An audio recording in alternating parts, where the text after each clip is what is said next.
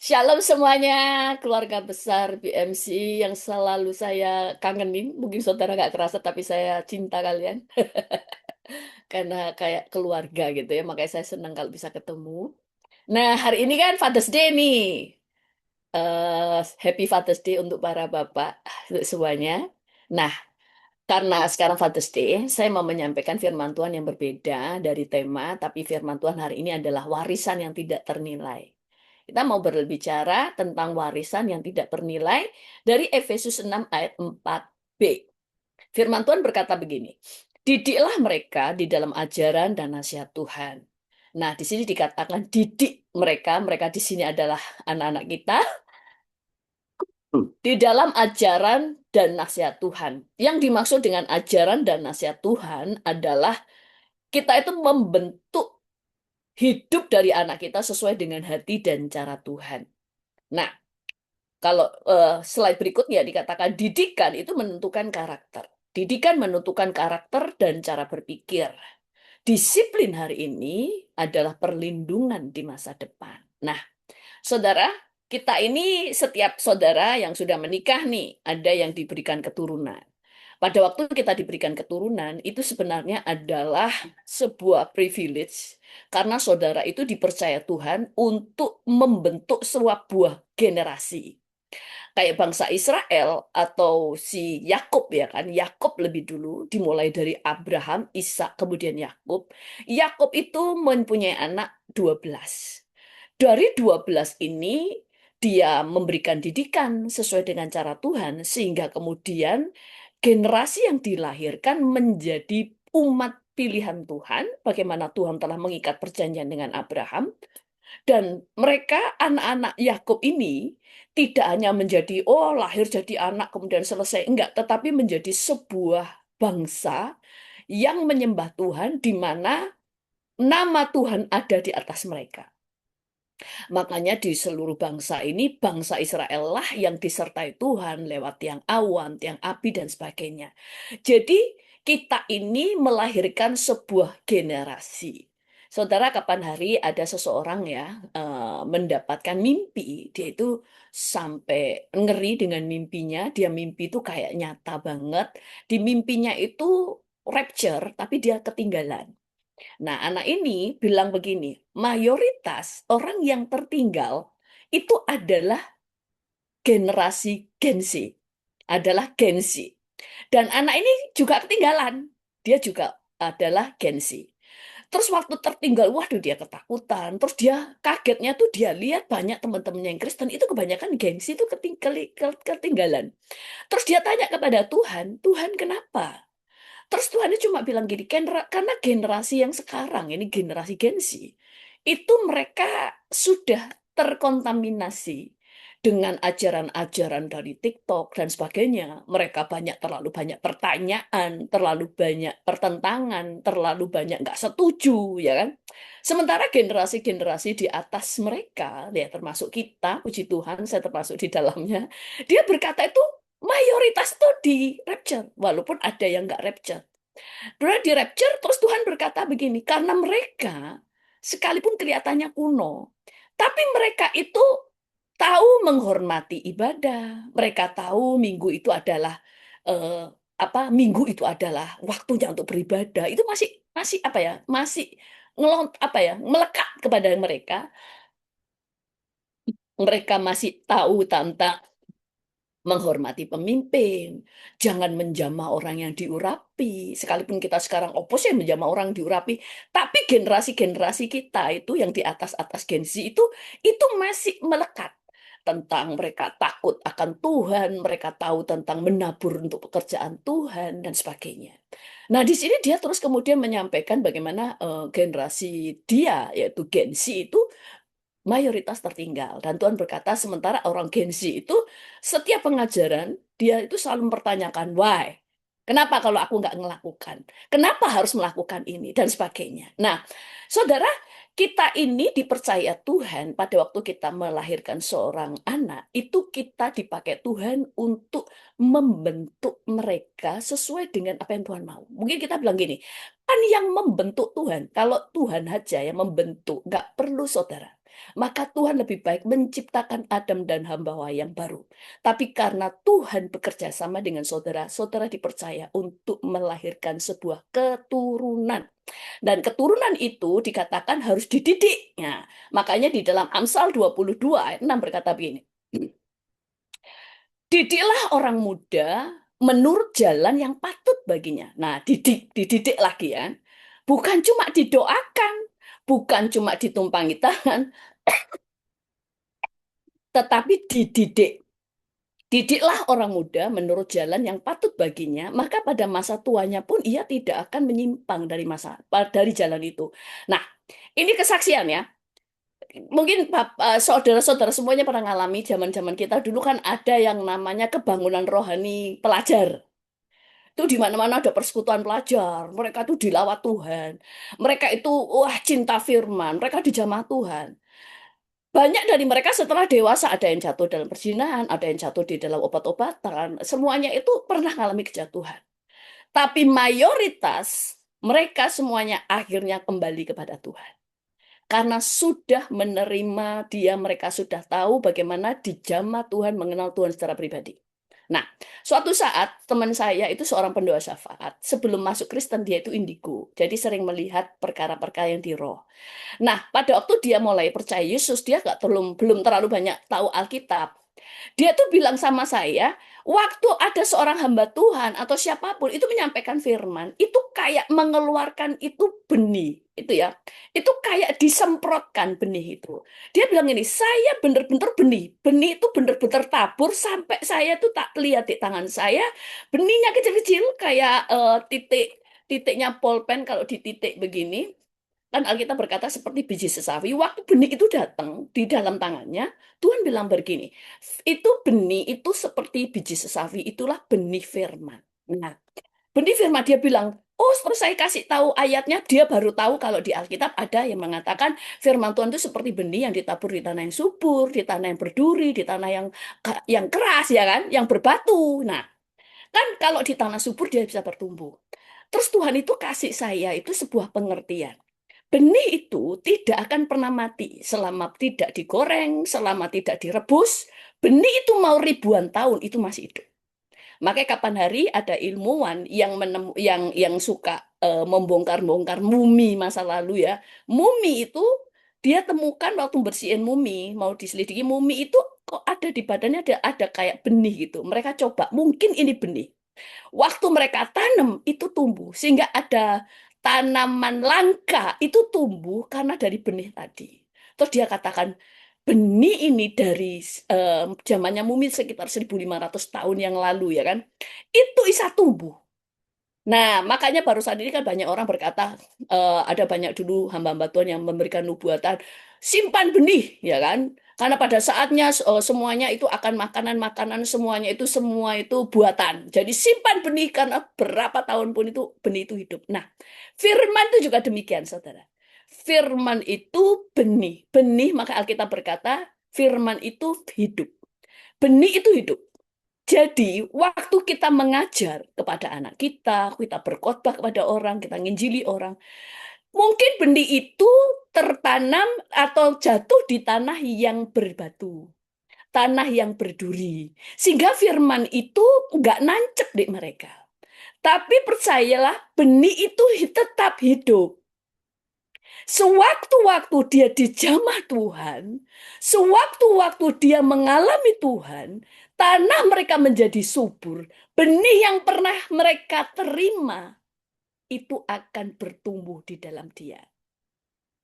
Jadi kita nggak usah peduli hati dia masih keras, hati dia masih berduri. Itu tidak masalah karena benih yang sudah ditabur itu tetap hidup. Sekalipun sekarang belum bertumbuh. Karena tanahnya nggak gembur, tapi benih itu tetap hidup. Makanya kenapa setelah apa benih itu kemudian kita harus tetap menabur karena pada saatnya, pada waktunya benih itu akan bertumbuh. Sama seperti 12 murid Yesus. Waktu Yesus berkhotbah, sering mereka itu nggak nangkep, nggak tahu maksudnya. Waktu Tuhan berkata gini, hati-hati dengan ragi Farisi. Oh, mungkin dia ngomong gitu karena kita nggak bawa roti. Padahal Tuhan baru saja membuat 5 roti dan 2 ikan jadi 5.000 lebih. Mereka ngomong, oh mungkin karena kita nggak bawa roti. Terus Tuhan memberikan khotbah yang lain-lain, nggak ngerti. Tapi benih itu sudah tertanam, sudah ada di hati mereka. Tapi hati mereka masih belum gembur. Tapi waktu ada kebangunan rohani Pentakosta, semua yang pernah mereka terima, mereka paham. Makanya di dalam kehidupan kita, jangan putus asa waktu bagian kita tuh nyampein firman. Firman tuh percayalah itu benih yang hidup. Itu tetap ada di hati mereka. Walaupun masih tetap berupa benih. Belum bertumbuh karena hatinya masih keras. Tapi pada waktunya pasti bertumbuh. Makanya di dalam kehidupan kita juga, kepada anak-anak kita, makanya dikatakan didiklah. Di dalam didikan itu pasti ada ajaran. Makanya tadi dikatakan ajaran dan nasihat Tuhan. Didiklah mereka dalam ajaran dan nasihat. Dalam didikan selalu ada ajaran dan nasihat. Nah, sebelum ke sana, ada 5 warisan. Kan tadi kita bicara tentang warisan yang tidak ternilai. Warisan. Di kitab Amsal, tidak ada di PowerPoint, di Amsal 13 dikatakan orang baik meninggalkan warisan bagi anak cucunya. Nah, sekarang kita akan belajar ada 5 warisan yang kita bisa turunkan kepada anak kita.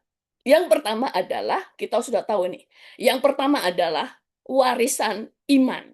Nah, cuma orang kadang-kadang nggak ngerti gimana ya, mewariskan iman tuh kayak gimana. Nah, mewariskan iman itu selain gini ya, kalau kita cara mewariskan kepada anak-anak kita, satu, lewat ajaran yang kita sampaikan berulang-ulang, kedua, teladan dan doa. Saudara harus tahu, seorang bapak, saudara itu begitu jadi bapak, kamu itu punya otoritas atas anak. Saudara ingat, bagaimana cara mereka mewariskan iman? Mau Isa, mau Yakub, itu semuanya mereka itu menumpangkan tangan untuk berdoa. Nah, saudara lihat, apa yang dikatakan pada waktu Isa itu kan sayang sama Esau. Isa itu mau memberkati Esau. Lalu si istrinya, Ribka, itu langsung nyuruh Yakub untuk menyamar sebagai Esau. Kamu datang kepada bapakmu supaya diberkati. Loh, kenapa? Kalau tidak sebegitu pentingnya perkataan seorang bapak kepada anaknya, maka nggak perlu sampai Ribka itu menyuruh Yakub itu menyamar sebagai Isa. Karena Isa sangat cinta kepada Esau, waktu dia tahunya itu kan waktu itu matanya Esau sudah nggak bisa lihat, sudah kabur, sudah rabun. Waktu dia tahu ini Esau, semua kata-kata berkat kata dia, apa yang dia harapkan terjadi kepadanya dikatakan semua, dan semuanya jadi nggak jadi. Itu makanya sampai sampai Ribka itu nyuruh anaknya, kalau enggak kan nggak apa-apa, tak doakan sendiri. Loh ya bisa, tapi ada sesuatu yang spesial karena seorang itu gambaran Kristus. Nah, makanya dia sampai seperti itu. Kita menumpangkan tangan, kita memberikan teladan. Itu sebabnya waktu Isa itu tinggal dengan Abraham, waktu dia sudah melahir sampai gede, dia tinggalnya sama Abraham. Kemudian melahirkan Ishak, punya anak Yakub. Yakub itu sempat masih tinggal, ada Abraham, ada Ishak, ada Yakub. Sehingga Yakub itu bisa memperhatikan teladan dari ayahnya dan dari kakeknya, yaitu Abraham. Nah, tadi dikatakan iman. Bagaimana sih mewariskan iman? Kita menumpangkan tangan, kita mendoakan mereka. Untuk apa? Mengalami Tuhan. Itu yang penting. Karena kita harus membawa anak-anak kita untuk mengenal Tuhan secara pribadi dan membiarkan mereka mengalami Tuhan. Tanpa mereka mengalami Tuhan, mereka itu gampang murtad. Karena bagi mereka, semua agama sama, semua Tuhan sama. Kebetulan aku Kristen. Saya dulu Pernah waktu masih anak-anak, saya ngomong ayah saya mau masuk agama lain. Ya, puji Tuhan, ayah saya bijaksana. Dia bilang boleh, tapi nunggu umur 17. Karena kalau umur 17, dulu kalau orang Protestan itu ada angka CD. Kalau umur 17 kamu sudah dianggap dewasa, bisa menentukan imanmu. Tapi sekarang masih harus ikut iman orang tua. Tapi sebelum umur 17, saya sudah di jambatan mengenal Tuhan secara pribadi. Bukan dari kata orang, bukan dari kata ayah saya. Dari sejak itu, mau saya nakal, mau saya memberontak kepada Tuhan karena kecewa, ujungnya tetap balik. Karena saya tahu gak ada Tuhan yang lain. Karena saya sudah mengenal Tuhan secara pribadi. Sudah mengalami pertemuan dengan Tuhan secara pribadi. Makanya mau Daud, mau jatuh, mau ini balik lagi sama Tuhan. Kenapa pertemuan dengan Tuhan? Makanya di dalam kitab Ayub 42 ayat 5 berkata, hanya dari kata orang saja aku mendengar tentang engkau. Tetapi sekarang mataku sendiri melihat dan mataku sendiri memandang engkau. Artinya dia pada pasal yang pertama Tuhan sudah berkata dia orang soleh. Orang saleh artinya ibadahnya dia jalanin.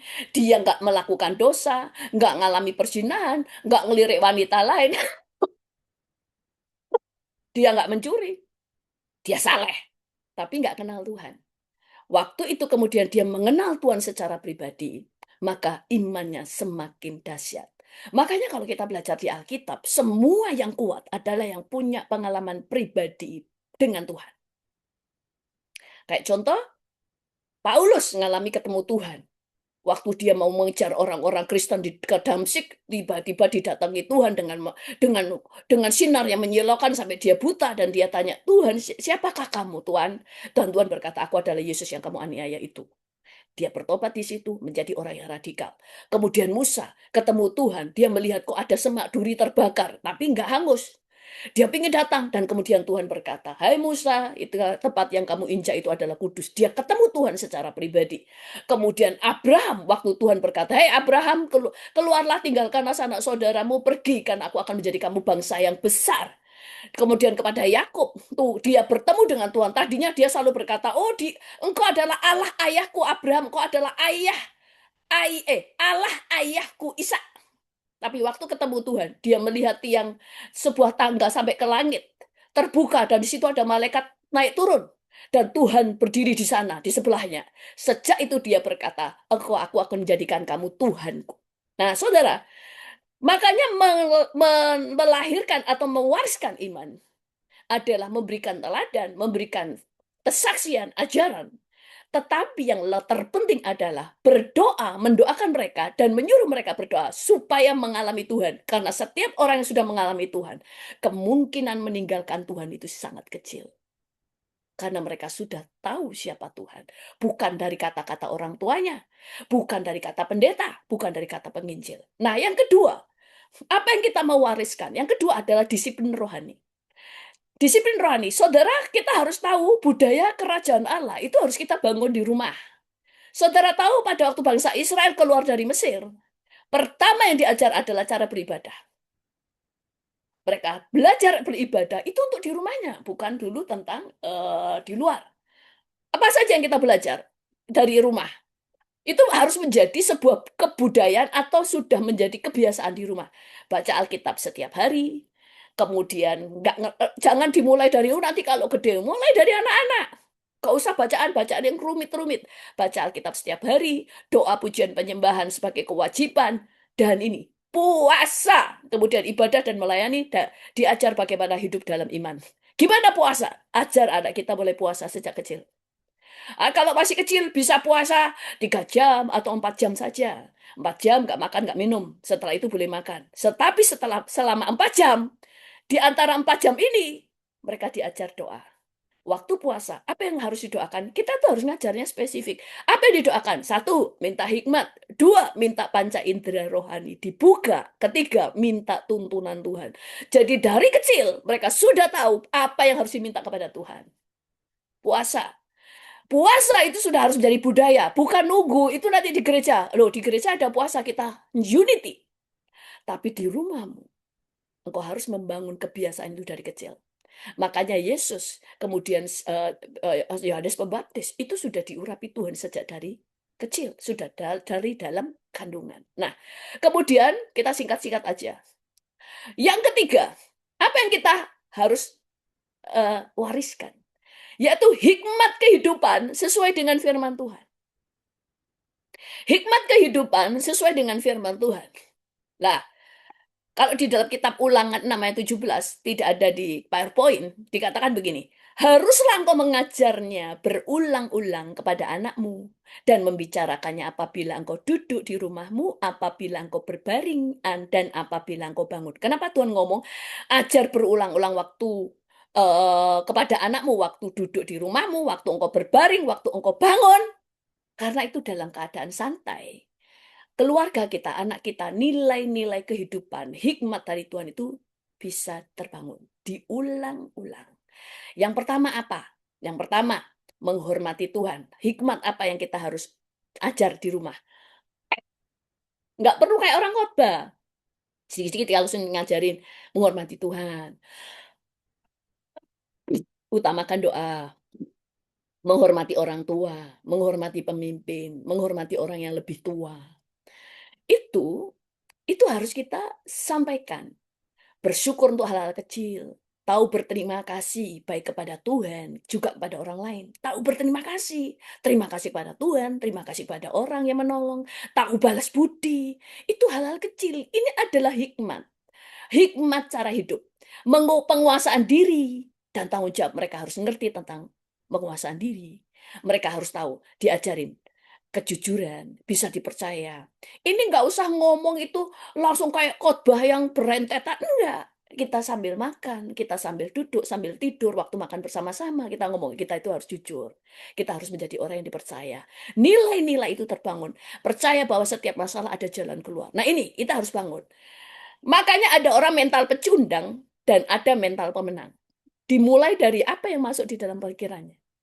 Kalau setiap anak kita sudah diajar dari kecil bahwa tidak ada masalah tanpa jalan keluar, tidak ada masalah yang tidak bisa diselesaikan, maka dia itu akan terbangun. Saudara harus tahu, waktu apa yang saudara ajarkan itu nyantol di pikiran mereka. Itu yang namanya dia sudah menerima warisan dari engkau. Dan firman jadi rema itu artinya firman yang disampaikan dengan kata-kata sederhana, itu semuanya sudah diambil dari ayat-ayat, ada ayat firman Tuhannya semua. Cuma nggak saya kasih ayat-ayatnya, panjang banyak. Tapi itu semuanya diambil. Setiap firman yang jadi rema adalah firman itu mengubah cara pikir sampai jadi mental. Nah, kalau firman jadi daging, firman itu jadi karakter. Jadi rema adalah menjadi pola pikir, jadi mental. Sampai mentalmu itu diubah. Mental itu, firman itu mengubah pikiranmu. Sampai itu jadi mental kamu. Oh, tidak ada jalan, tidak ada masalah yang tanpa jalan keluar. Semua pasti ada jalan keluarnya. Nah, itu sampai percaya, itu sampai jadi mentalmu. Makanya, kenapa sekolah orang Yahudi itu beda dengan orang-orang biasa? Orang Yahudi diajar, cari masalah yang ada di dunia. Dan kamu harus menemukan jalan keluarnya. Kamu harus menciptakan solusinya. Karena mereka percaya di setiap masalah tidak ada yang tidak ada jalan keluar. Mental mereka beda. Itu yang namanya firman menjadi rema. Nah, kemudian tadi dikasih kita mulai penguasaan diri, kita ajar penguasaan diri, menguasai emosi, menguasai perasaan, menguasai kemarahan, menguasai keinginan, semua segala sesuatu harus dikendalikan. Itu diulang-ulang. Dulu ibu saya kalau ngajari saya itu sambil saya disuapin. Saya sampai SMA masih disuapin karena saya dulu orangnya susah kalau disuruh makan. Kalau sekarang susah ngerem untuk makan. Itu saya sampai saya pakai seragam, saya pakai sepatu itu sambil diikuti ibu saya disuapin, sambil ngomong. Kamu itu harus belajar penguasaan diri, belajar kalau kalau apa ya, apa kalau ketawa nggak cekakaan, kamu harus belajar untuk membangun membangun apa? Boundaries, walaupun dulu Dia ngomongnya gak boundaries, tahu membangun jarak, membangun ini dan sebagainya. Itu semuanya diulang-ulang waktu nyuapin, waktu berbaring. Dia ngomong lagi, saya sampai bosen. Tapi ternyata, waktu saya jauh dari orang tua, saya baru sadar, semua itu membentuk pola pikir saya. Ternyata itu mengubah pikiran saya. Nah, itu yang Tuhan mau diulang-ulang. Makanya ada kitab ulangan. Kenapa? Karena Musa mengulang-ulang apa yang diajarkan. Karena dulu Musa memang menulis Alkitab, tapi dia yang pegang. Karena zaman dulu mau menulis Alkitab itu nulis, saudara, itu semua rakyat dikasih. Ya, siapa yang mau nulis gitu banyak? Kalau sekarang ada percetakan. Tapi diulang-ulang supaya orang Israel itu turun-temurun tahu tentang firman. Sampai itu menjadi pola pikir. Dan kemudian, tadi mulai diajar bertanggung jawab, percaya bahwa setiap masalah ada jalan keluar, supaya mereka punya mental pemenang, bukan pecundang. Kemudian mereka diajar mencintai keluarga, mengutamakan keluarga. Mereka diajar memilih sahabat yang benar. Saudara, kita harus ajar anak-anak kita. Boleh berteman. Miliki banyak teman. 1.000 teman, kurang. Tapi jadi sahabat harus milih. Tuhan Yesus mencintai orang Farisi. Tuhan Yesus mencintai orang eh, orang ahli-ahli Taurat. Tapi Tuhan Yesus tidak bergaul dengan mereka.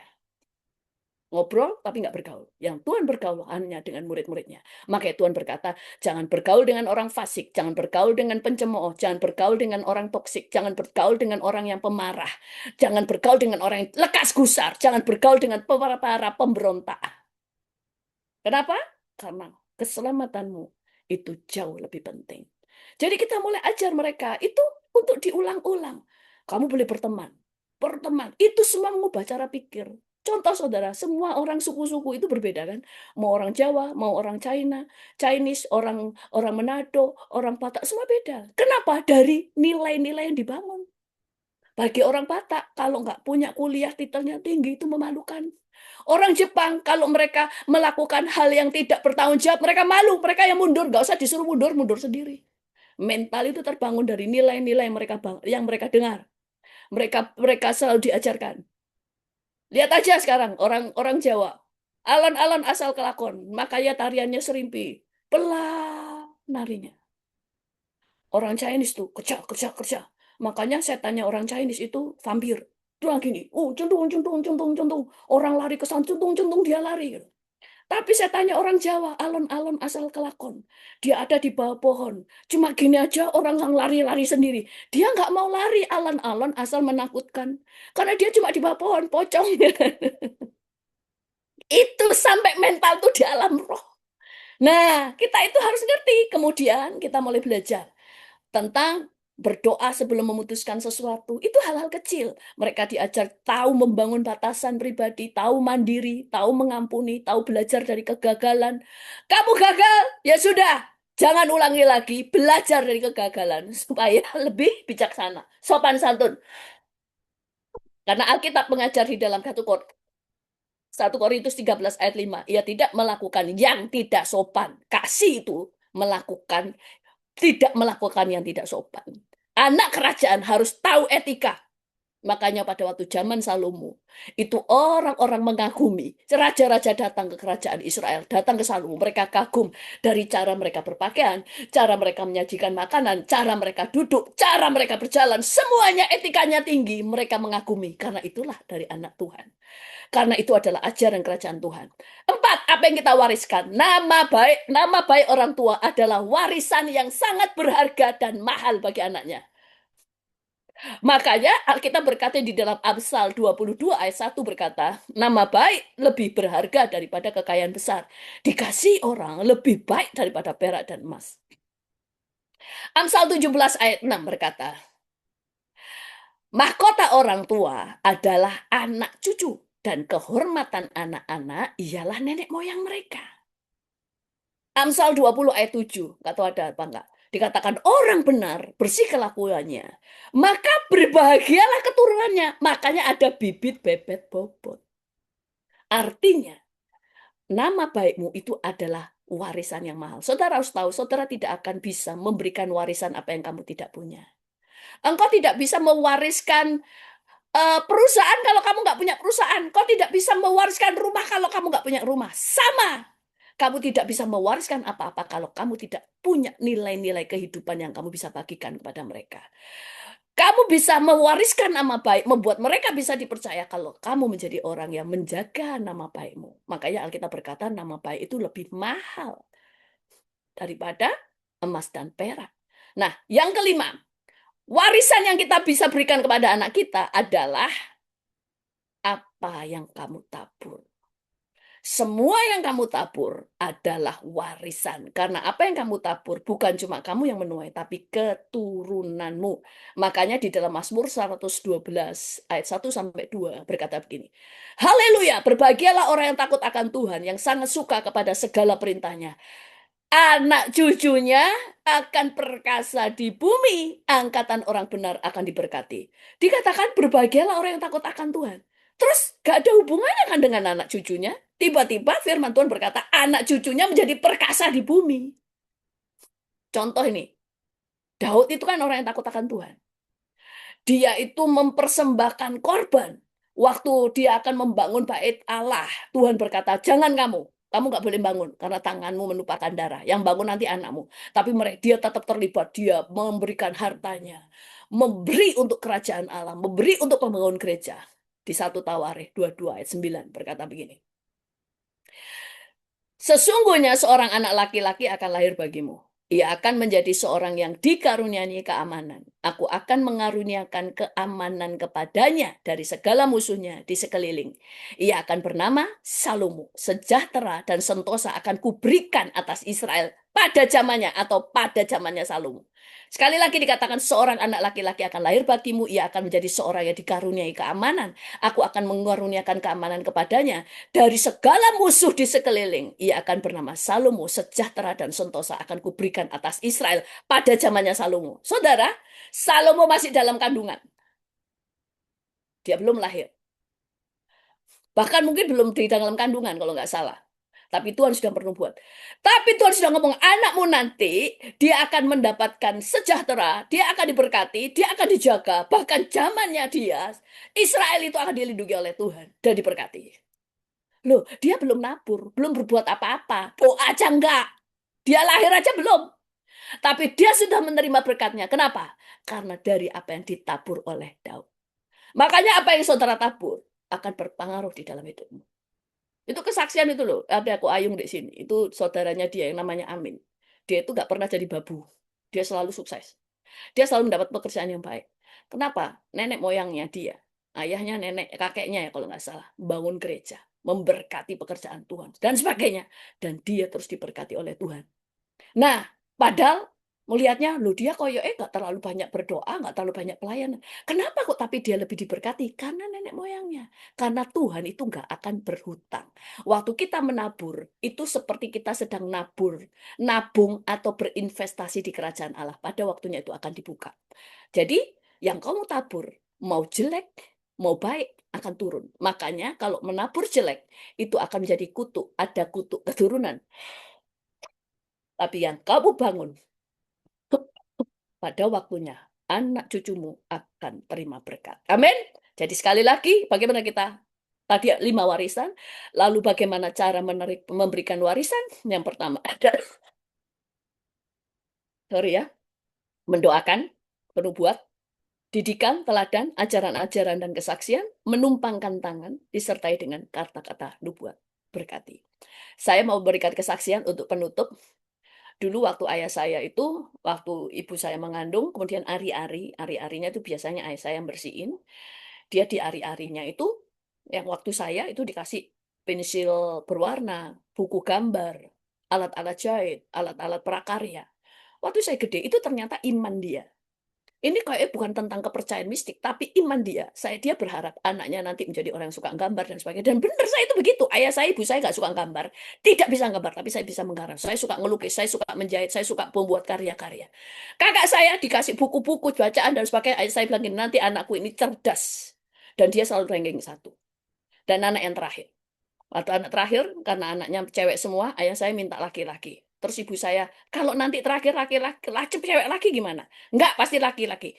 Tapi kalau laki-laki biasanya nakal. Ayah saya bilang begini, gak apa-apa nakal, yang penting laki-laki. Dan apa yang terjadi? Anaknya lahir bener-bener laki. Terus apa? Nuhakal. Nakal banget. Nah, ini perkataan. Jadi, jadi saudara harus tahu, terutama bapak-bapak, otoritas di dalam dirimu itu powerful. Amin.